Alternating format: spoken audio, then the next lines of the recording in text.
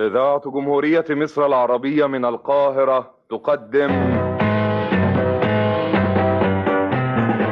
كلمتين وبس.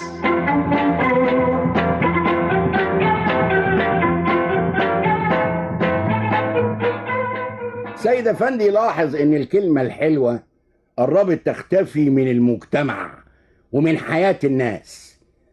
قال لعبده أفندي الحكاية دي. عبده قال له: قصدك إيه بالكلمة الحلوة يا سيد؟ سيد قال له: قصدي كلمة الحب، كلمة التشجيع، كلمة الصدق، كلمة التسامح.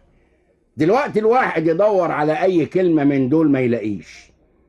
الدنيا جرالها إيه يا عبده؟ عبده قال له: أنا مش فاهم لحد دلوقتي أنت قصدك إيه بالظبط.